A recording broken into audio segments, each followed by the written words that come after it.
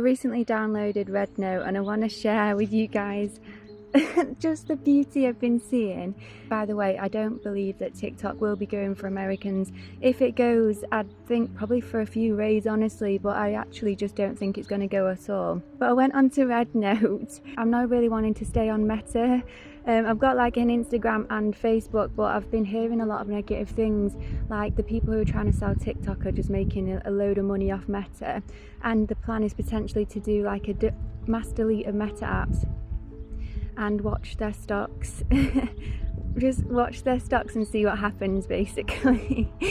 And the reason I'd be deleting it is because I just don't really support the cause of like banning TikTok and then expecting everyone to just jump onto Meta. And I went onto Rednote because everyone was like starting to post on TikTok saying, wow, it's amazing. Like, I was seeing these videos that people who are from China were posting about suddenly waking up and seeing Americans in their timeline, and they're saying it's absolutely amazing because TikTok's actually banned in China.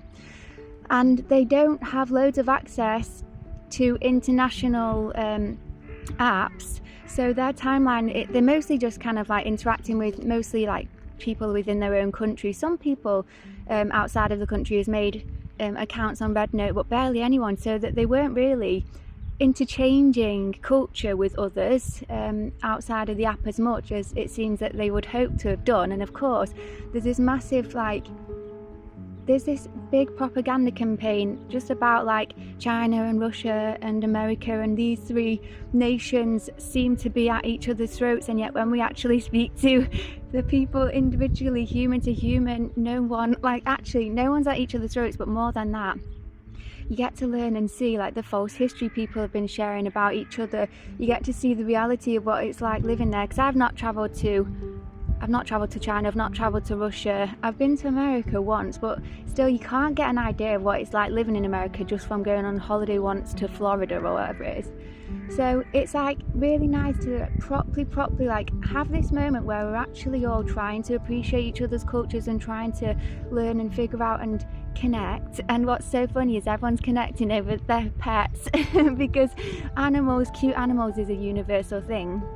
And people are asking the Chinese, like, what are some stereotypes you believed about like Americans or the British, and the Chinese are saying the same, and it's like really funny and warm, and like everyone's doing like welcome messages. And also what's interesting is the Americans, or the people like the Americans that I'm seeing that I would have usually seen on TikTok, I actually wouldn't, because my TikTok For You page just got so filtered to the type of person that kind of I would follow or meet. So now I'm seeing these absolute random strangers from America on this app, and it's like showing me people that I wouldn't have had access to before because my For You page just didn't do that.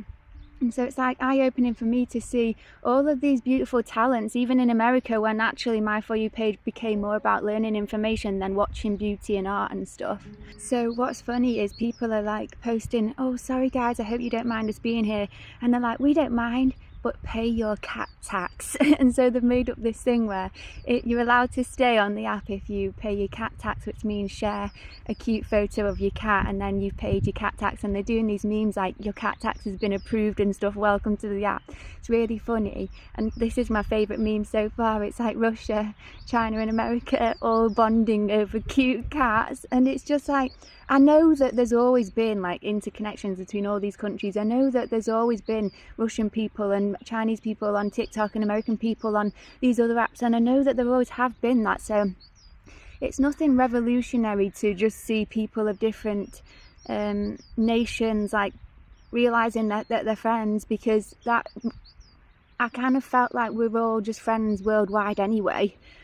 But the masses, there's been a lot of propaganda, a lot of like false news, and it seems that a lot of people genuinely actually didn't understand or know that like all these different cultures are beautiful in their own right, are like magical, powerful, special in their own right, and like can be enjoyed by each other as well, and admired by each other. And people just sharing their food, they're sharing where they live, they're sharing like the culture, and it's like having this window across the world into everyone's lives, and just really feeling so interconnected at the minute. It feels really special because more and more it feels like we're building this bridge where like our leaders might try things, our leaders might say negative things about each other, but we know the truth. The masses knows the truth now because we've actually met up behind the leaders' back and like got to know each other and stuff. And so it feels like this like history changing, shifting moment